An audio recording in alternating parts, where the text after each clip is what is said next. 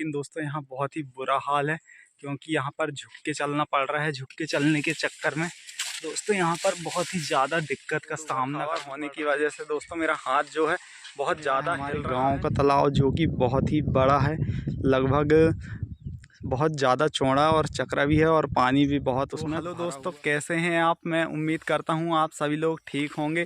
तो दोस्तों मैं अपने खेत की तरफ जा रहा था, तो मैंने सोचा क्यों ना एक ब्लॉग बना लिया जाए और ब्लॉग बनाते समय मैं आपको दिखा दूं कि मैं खेत कैसे जाता हूं। तो दोस्तों अभी मैं घर से बहुत दूर आ चुका हूं। घर से दूर आने के बाद मैं एक झाड़ के नीचे रुका हूं, क्योंकि धूप बहुत हो गई है दोस्तों। 11 बज चुके हैं लगभग सुबह के। तो वहाँ पे जाने के लिए हमको बहुत ही दूरी पर जाना है, इसलिए मैं एक झाड़ के नीचे खड़े होकर अपना ब्लॉग शूट कर रहा हूँ दोस्तों। तो बहुत ही दूर जाना है। अभी मैं लगभग घर से निकल चुका हूँ, लगभग 2 किलोमीटर में आ चुका हूँ और मेरे को अभी 4.5 किलोमीटर जाना है। तो दोस्तों मैं अपनी फरारी बोलें तो साइकिल, जिससे मैं अपने खेत की ओर जा रहा हूं। दोस्तों साइकिल से मैं इसलिए खेत जा रहा हूं क्योंकि वहां से मुझे गाय के लिए चारा भी लाना है।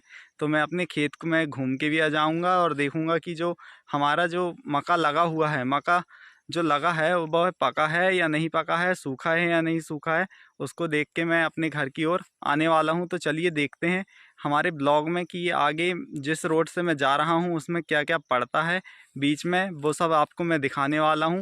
तो चलिए ब्लॉग को हम आगे कंटिन्यू करेंगे। तो चलिए आगे चलते हैं और ब्लॉग को कंटिन्यू। तो दोस्तों यह वही रोड है जिसमें हमको जाना है आगे। यहाँ से दोस्तों खेत की ओर जाने वाली यह रोड है। इसमें बहुत ही ज़्यादा गड्ढे हैं और गड्ढे के साथ साथ यहाँ पर बहुत सारे कीड़े मकोड़े भी हमारे घूमते रहते हैं। वो हमें दोस्तों मैं अपने खेत की ओर निकल चुका हूँ अपनी साइकिल पर बैठकर। रोड ऊबड़ खाबड़ होने की वजह से दोस्तों मेरा हाथ जो है बहुत ज़्यादा हिल रहा है। तो दोस्तों कुछ इस तरह की रोड है हमारे खेत तरफ जाने के लिए। दोस्तों मैं अपनी साइकिल में जा रहा हूं। आप देख सकते हैं कि मेरे साइकिल में मैंने थैला भी टांग लिया है, जिसमें मैंने पानी के लिए बोतल रख लिया है। और दोस्तों मैं सीधे अपने खेत की ओर ही जा रहा हूं। देख सकते हैं आप कि एक पैदल चलने लायक रोड है, उस पर मैं अपनी साइकिल से जा रहा हूं और ब्लॉग भी शूट कर रहा हूं। तो अभी जस्ट मैं एक गांव के किनारे पहुंच चुका हूं। यहां से हमको पक्की रोड मिल जाएगी जो कि हमारे खेत तक जाएगी। तो चलिए उसमें हम चलते हैं और देखते हैं कि पक्की रोड कैसी है और अभी सही है या फिर नहीं।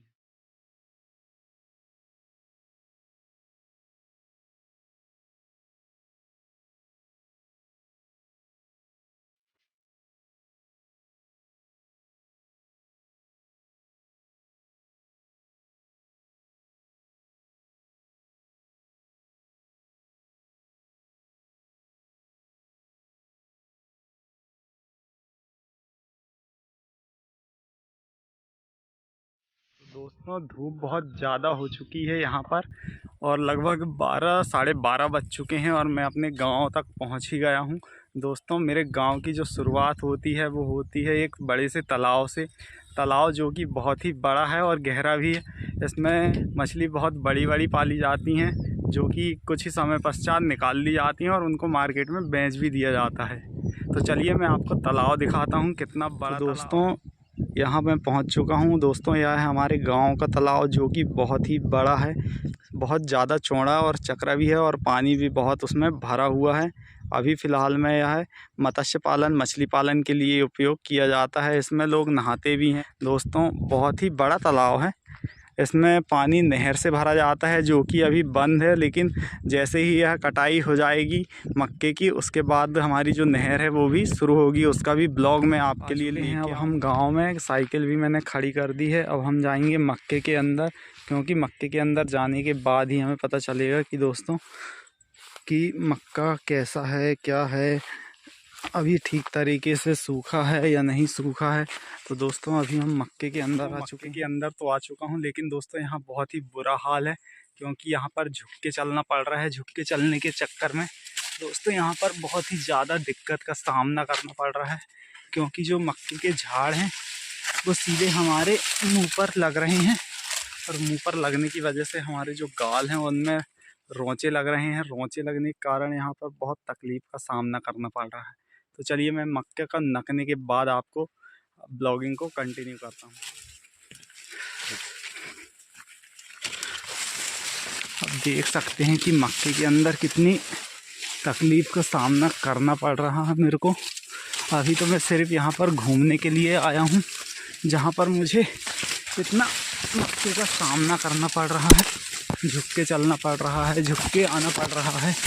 लेकिन शायद जिस दिन हम मक्के को तोड़ेंगे उस दिन हमारा क्या होगा ये समझ में नहीं आ रहा है। दोस्तों मैं आ चुका हूँ मक्के के अंदर। मक्के के अंदर आने के बाद मैं झाड़ के नीचे बैठ चुका हूँ। यहाँ पर दोस्तों मैं आपको बता दूँ बहुत ही गर्मी लग रही है, क्योंकि जो मक्का होता है उससे हवा जो है बिल्कुल भी पास नहीं होती है, क्योंकि जो हवा है वह मक्के के जो पत्ते रहते हैं वह उसको ऊपर या नीचे की तरफ फेंक देते हैं, जिसकी वजह से हवा अंदर नहीं आ पाती है और गर्मी का एहसास होता है। तो दोस्तों हमारे यहाँ पे जो मक्का है वो पहले नहीं लगाया जाता था, पहले बहुत दूसरी फसल लगाई जाती थी। लेकिन जो मक्के का जो सीज़न है वो इसलिए आ चुका है क्योंकि जो पहले की जो फसल थी वो अभी हो नहीं पा रही है, या तो उसमें कीटनाशक या फिर कुछ अजीब प्रकार के जो कीड़े पतंगे हैं वो लग जाते हैं।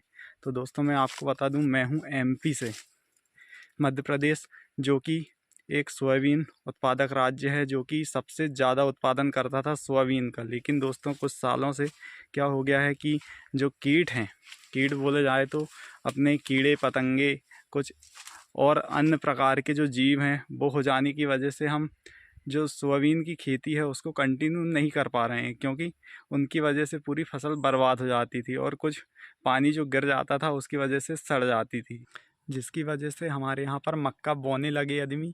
और मक्के बोने के कारण उसकी जो फसल है वो अच्छी होने लगी और हमें दाम भी अच्छा मिलने लगा। इसकी वजह से हमने 2 से 3 साल हो गए हैं मक्का को लगाते हुए। मक्के में लगती तो लागत बहुत ज़्यादा है, लेकिन दोस्तों बहुत ही अच्छी पैदावार हो गई तो आपको दाम भी अच्छे मिल जाते हैं। इस कारण से हमारे यहाँ पर मक्के की खेती की जाने लगी। अब देखते हैं मक्का और कितने दिन हम लगाते हैं। खैर मेहनत तो बहुत लगती है दोस्तों, क्योंकि जो मक्का है उसको हाथ से टोभा जाता है, चाहे कितना भी बड़ा खेत क्यों ना हो, 1 एकड़ 2 एकड़ 5 एकड़ 10 एकड़, पूरे जो खेत है उसको हाथों से ही लगाया जाता है, क्योंकि जो मक्का है उसको एक एक दाना लगाया जाता है, जिसकी वजह से मक्के को बहुत ही आराम से और अच्छे से लगाना पड़ता है। कई बार तो ऐसा होता है दोस्तों कि झाड़ की जो जगह होती है उसके पास से मक्के को जानवर या कोई पक्षी खा लेता है, तो वहाँ पे उग नहीं पाता, तो उसको डबल बार से भी लगाना पड़ जाता है। तो दोस्तों यहाँ पर मैंने घास को काट लिया है और साइकिल पे भी रख लिया है, और अब हमारे निकलने की बारी है यहाँ से। अब हम घर की ओर निकलेंगे, जो कि हमारा घर यहाँ से लगभग 2 से ढाई किलोमीटर है। तो हम उसको जल्दी से जल्दी तय करना चाहेंगे, क्योंकि लगभग 6 बज चुके हैं और 6:30 बजे के बाद इस रोड पर कोई भी नहीं मिलेगा, क्योंकि यह रोड खेतों में आती है, तो यहाँ पर हमको कोई नहीं मिलने वाला है। तो चलिए हम ब्लॉग को आज यहीं एंड करते हैं। और दोस्तों अगर आपको ब्लॉग पसंद आया हो तो लाइक करें, शेयर करें, सब्सक्राइब करना ना भूलें।